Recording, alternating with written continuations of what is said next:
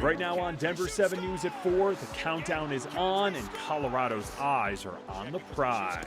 To have this opportunity now, playing in the Stanley Cup final, it's hard to grasp. The Avs take on the Tampa Bay Lightning in the Stanley Cup Finals, something that's been 21 years in the making. We're playing the best. There's no Cinderella story or anything. The group's really excited, and we just want to get this thing going. And whether you're watching inside Ball Arena, at the free watch parties, anywhere downtown, or anywhere at all, we have you covered with wall-to-wall coverage for Game 1 right here on Denver 7.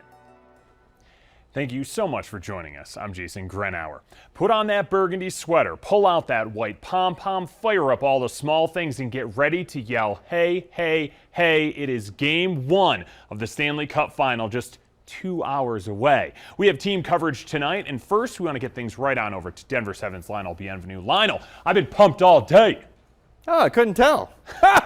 Yeah, Jason, we're all pumped, man. You're right. It's finally here. The wait is over after 21 long years, and the matchups are full of intrigue. The Avs are the highest scoring team in the playoffs. The Lightning have the best goalie in the league, Andrei Vasilevsky, the big cat.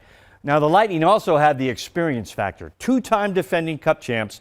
They have 13 players on the roster who lifted that cup last year. The Avs only have 2 players who've lifted the cup with other teams, Andrei Burakovsky and Darren Helm. Well, let's listen to head coach Jared Bednar today talking about that E factor.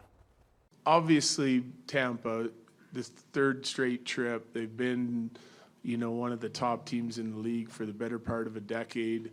Lots of experience. They know how to win. We get it. I feel like we've been preparing our team for this moment since day one of training camp. Plus the experiences we've gained over the last few years, and I feel like our team is on an even keel right now. I don't think that we're going to shy away from the moment. I think our focus is good, and they may have more experience, but we're here to try and prove that we're the best team in the league. That's where our mindset is at. Let's drop the puck, shall we? First, though, let's go live to Ball Arena right now. Sports anchor Nick Rothschild is there. Nick, just about 2 hours before Game 1 starts. Guys, slow burn. We still have so much time before puck drop, but let's inch towards that puck drop and get ready for it, right? Because we know in this series the big guns are going to have to show up. Just like against the Oilers, the top liners are going to be facing perennial all-stars every time they hit the ice. But just like in that series against Edmonton, the depth for the Avalanche could be a key advantage to bring home the cup. And one guy the Avs will be looking at to make an impact down the lines is DU grad Logan O'Connor. He's already been an impact player in the last 2 playoff series. And when we talked to him this morning ahead of Game 1, we found out he's drawing inspiration from his alma mater. The Pioneers, they're national champs. Maybe that's a good omen for the Avs becoming Stanley Cup champs. I mean, it would be really special to win that after those guys won theirs. It definitely, fueled my fire individually. It would be pretty unique to have that chance, but at this point, just sort of focusing on ourselves, and it starts with the first period here, first shift, just going out there and doing our thing as a team. Yeah, we're going to learn a lot about the Avalanche in that first period. Will they come out crisp and sharp, buoyed by the emotion of this building? Will they be passing tape to tape?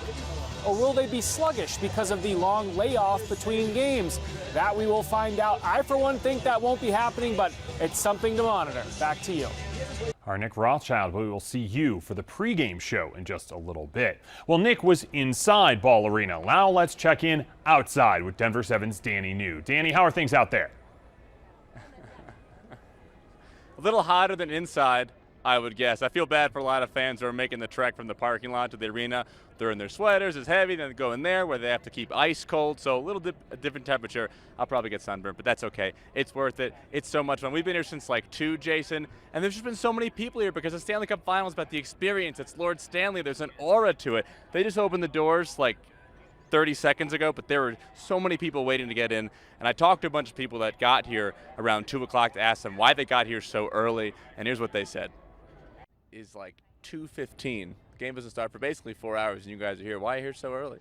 Oh, we're here to, just check out, soak it all in, see what, the finals are about. Never been to Stanley Cup Finals, so it's very exciting. Wanted to walk around, take it all in, meet some fans, see everything that was going on. It's the Stanley Cup Finals, man. You got to be out here. You got to be a part of the environment. And this is their first time experiencing this. I got to do it, and this is my first time being able to experience it with my kids.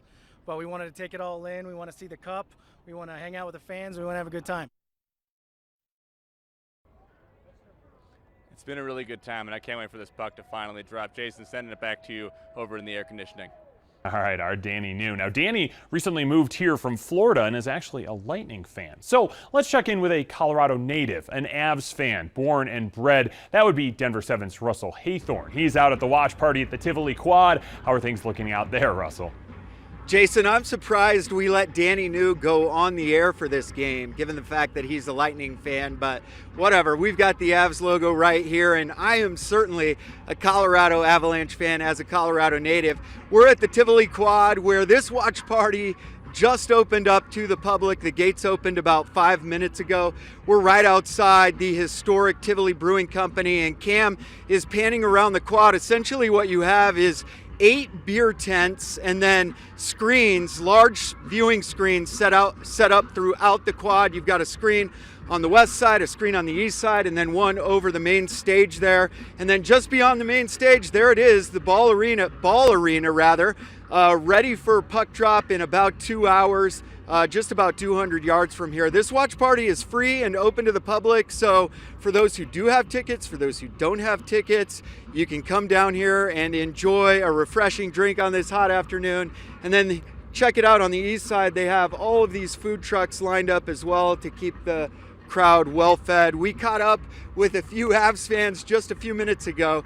Here's what they had to say ahead of the big game. They've already beaten this team twice this season. All they have to do is do it 4 more times and we got it. I think it's going to come down to goaltending. Vasilevsky has proved himself. He's one of the best playoff goalies. I love our team to death too, don't get me wrong. We have the lineup, the depth in our lineup now thanks to Sakic, and I think we have a shot if we keep putting up 40 shots on their goalie. He can't save them all.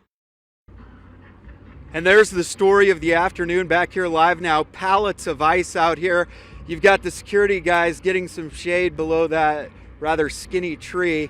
And yeah, it is hot out here. It's about 90 degrees.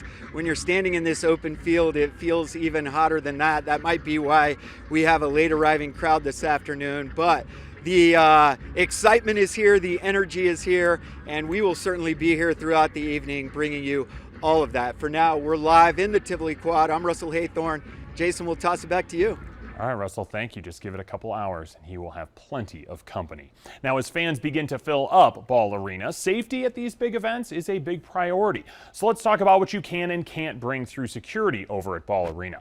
No outside food or drink, no bags that are larger than 10 by 6 by 4 inches. Bags that are allowed in will be checked before you get inside. People will be screened for things like weapons as they walk into the venue. We're told they'll be using new technology to do this that makes that process go by faster. Security will be ramped up at Ball Arena and at those watch parties.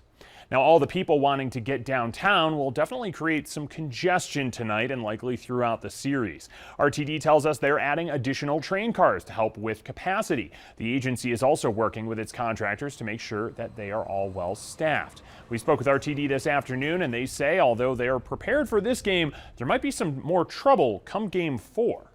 There will be some planned maintenance going on near Inglewood Station, so we won't have D-line service running between downtown Littleton Station and I-25 and Broadway Station. We are asking those customers who would normally take the D-line to either explore the Route 0, 21, 51, and 66. Now, if you're planning to take an Uber or a Lyft, the normal rideshare drop-off location at Ball Arena on Chopper Circle will be blocked off. You're going to need to be dropped off on Spear and then walk to the arena entrance. Drivers are saying their customers should expect to see higher prices, again, for Uber and Lyft right around game time. Denver 7 is your home for Avalanche coverage. Our pregame show starts at 5:30 tonight with Ann Trujillo live outside Ball Arena. The puck then drops just after 6 p.m. and you can watch that game right here on Denver 7. Then stick with us after the game for our post-game show as well as Denver 7 News at 10. Well, coming up, interest rates continue to rise, the impact on how much Americans will have to pay to borrow money, and the fears sparked of a possible recession.